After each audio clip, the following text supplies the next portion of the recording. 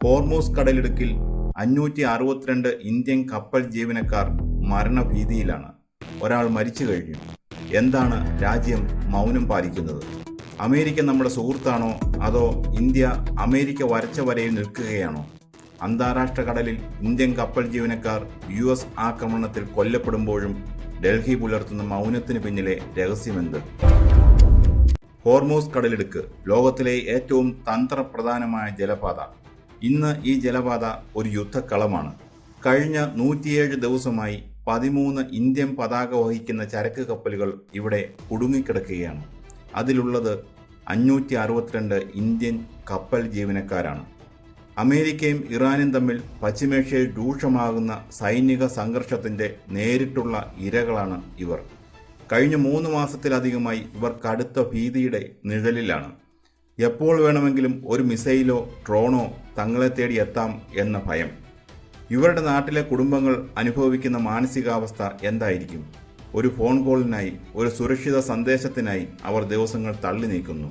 പക്ഷേ കാത്തിരിപ്പ് പോലെ പ്രതിസന്ധിയും നീളുകയാണ്. ഒമാനിലെ ദുഖ്മ് തുറമുഖത്ത് നിർത്തിയിട്ടിരുന്ന MD സെലസ്റ്റിയൽ എന്ന കപ്പലിൽ നിന്ന് കഴിഞ്ഞ ദിവസം ആ ദാരുണ വാർത്തയെത്തി. തമിഴ്നാട് സ്വദേശിയായ നിശാന്ത് ഉയർനാഥൻ എന്ന 35 വയസ്സുകാരനായ കപ്പൽ ജീവനക്കാരൻ മരിച്ചു. ആരോഗ്യ പ്രശ്നങ്ങളായിരുന്നു കാരണം. പക്ഷേ ഇതൊരു സ്വാഭാവിക മരണമാണോ? അല്ലെന്നാണ് forward seamen's union of India ആരോപിക്കുന്നത്. അന്താരാഷ്ട്ര ഉപരോധങ്ങളുടെയും പരിശോധനകളുടെയും പേരിൽ കപ്പൽ തടഞ്ഞു വയ്ക്കപ്പെട്ടപ്പോൾ കടുത്ത മാനസിക സമ്മർദ്ദത്തിലായിരുന്നു ജീവനക്കാർ. നിശാന്തിന് കൃത്യസമയത്ത് വൈദ്യസഹായം എത്തിക്കാൻ സാധിച്ചില്ല. എന്താണ് MD സെലസ്റ്റിയൽ എന്ന കപ്പലിന് സംഭവിച്ചത്? ഹോർമൂസ് കടലിടുക്കിൽ ഇറാനെതിരെ അമേരിക്ക പ്രഖ്യാപിച്ച സാമ്പത്തിക ഉപരോധം ലംഘിക്കാൻ ശ്രമിച്ചു എന്നതായിരുന്നു ഈ കപ്പലിന്മേലുള്ള ആരോപണം. US സെൻട്രൽ കമാൻഡ് ഈ കപ്പൽ കസ്റ്റഡിയിലെടുക്കുകയും കടുത്ത പരിശോധനകൾക്ക് വിധേയമാക്കുകയും ചെയ്തു. മറ്റൊരു US ആക്രമണത്തിൽ 2 ഇന്ത്യൻ കപ്പൽ ജീവനക്കാർ കൊല്ലപ്പെട്ടു. അവർ വിദേശ പതാകയുള്ള കപ്പലിലെ ജീവനക്കാരായിരുന്നിരിക്കാം, പക്ഷേ അവർ ഇന്ത്യൻ പൗരന്മാരായിരുന്നു. അന്താരാഷ്ട്ര നിയമങ്ങൾ കാറ്റിപ്പറത്തിക്കൊണ്ട് സിവിലിയൻ കപ്പലുകൾക്ക് നേരെ നടക്കുന്ന ഇത്തരം ആക്രമണങ്ങളിൽ ഇന്ത്യൻ പൗരർ കൊല്ലപ്പെടുമ്പോൾ നമ്മൾ എന്തെടുക്കുകയാണ്? ഇവിടെയാണ് നാം ഗൗരവമേറിയ ചോദ്യങ്ങൾ ചോദിക്കേണ്ടത്. വിദേശ നയമെന്നത് വെറും സോഷ്യൽ മീഡിയ റീലുകളാണോ? നമ്മൾ ദിവസേന കാണാറുണ്ട് ആഗോളതലത്തിൽ ഇന്ത്യയുടെ പ്രതിച്ഛായ വർദ്ധിച്ചു എന്ന അവകാശവാദങ്ങൾ, വിദേശ നേതാക്കളുമായുള്ള ആലിംഗനങ്ങൾ, മൈ ഫ്രണ്ട് വിളികൾ, കൈകൊടുക്കലുകൾ, പൊട്ടിച്ചിരികൾ. ഇവയൊക്കെ നയതന്ത്രത്തിന്റെ ഭാഗമായിരിക്കാം.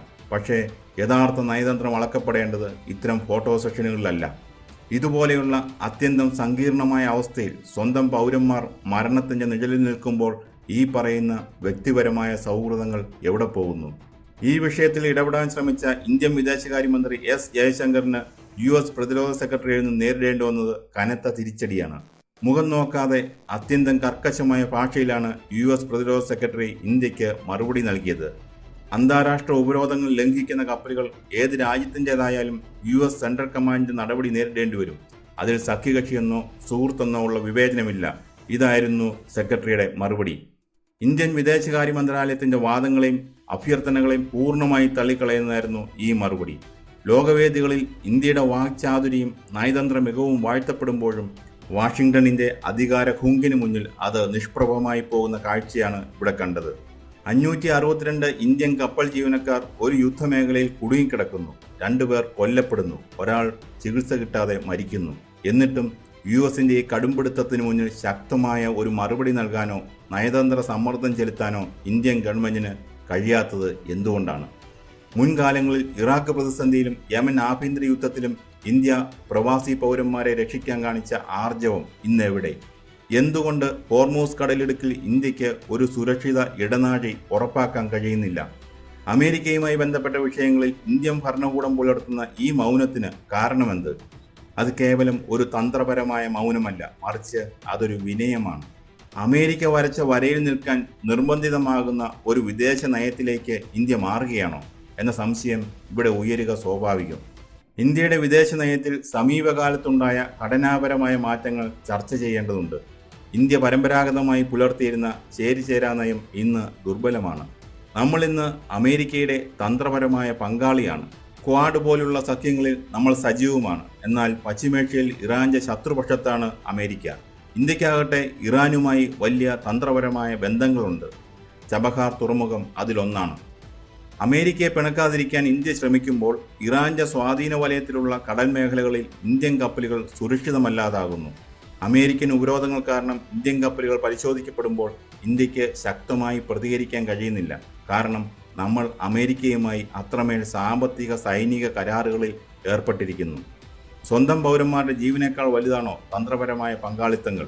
വാഷിംഗ്ടണിൽ നിന്നുള്ള സമ്മർദ്ദങ്ങൾക്ക് വഴങ്ങി സ്വന്തം പൗരന്മാരെ കടലിൽ ഉപേക്ഷിക്കുന്നതാണോ പുതിയ ഇന്ത്യയുടെ നയതന്ത്രം? ഈ മൗനം ഇന്ത്യയുടെ അന്താരാഷ്ട്ര പദവിക്ക് ഏൽപ്പിക്കുന്ന ആഘാതം ചെറുതല്ല. നമ്മൾ ഇനിയും മൗനം തുടർന്നാൽ ഹോർമൂസ് കടലിടുക്കിൽ കൂടുതൽ ഇന്ത്യൻ ചോര വീഴും. അത് ഒഴിവാക്കാൻ ഇന്ത്യ അടിയന്തരമായി ചില കാര്യങ്ങൾ ചെയ്യേണ്ടതുണ്ട്. ഒന്നാമതായി, അമേരിക്കയുമായും ഇറാനുമായും ഒമാനുമായുമുള്ള നയതന്ത്ര ചാനലുകൾ ഒരേ സമയം സജീവമാക്കണം. രണ്ടാമതായി, കുടുങ്ങിക്കിടക്കുന്ന 562 കപ്പൽ ജീവനക്കാരെ സുരക്ഷിതമായി നാട്ടിലെത്തിക്കാൻ ഇന്ത്യൻ നേവിയുടെ അകമ്പടിയോടെ ഒരു പ്രത്യേക ദൗത്യം പ്രഖ്യാപിക്കണം. മൂന്നാമതായി, അന്താരാഷ്ട്ര ജലപാതകളിൽ സിവിലിയൻ കപ്പലുകൾക്ക് നേരെയുള്ള US ഉപരോധ പരിശോധനകളിൽ ഇന്ത്യൻ പൗരന്മാർക്ക് സംരക്ഷണം ഉറപ്പാക്കാൻ കടുത്ത നിലപാട് സ്വീകരിക്കണം. ഫോട്ടോകളും റീലുകളും വിദേശത്തെ കയ്യടികളും നല്ലത് തന്നെ. പക്ഷേ ഒരു രാജ്യത്തിൻ്റെ യഥാർത്ഥ കരുത്തളക്കുന്നത് അയൽനാടുകളിൽ ലഭിക്കുന്ന സ്വീകരണങ്ങളിലല്ല, പ്രതിസന്ധിയിൽ അകപ്പെടുന്ന അവസാനത്തെ പൗരനെയും നെഞ്ചോട് ചേർത്ത് പിടിക്കാൻ ആ രാജ്യത്തിന് കഴിയുന്നുണ്ടോ എന്നതിലാണ്. ഹോർമൂസ് കടലിലെ ഇന്ത്യൻ നാവികർ കാത്തിരിക്കുന്നത് തങ്ങളുടെ ജന്മനാടിൻ്റെ ഇടപെടലുകളാണ്. അവരെ നിരാശരാക്കരുത്.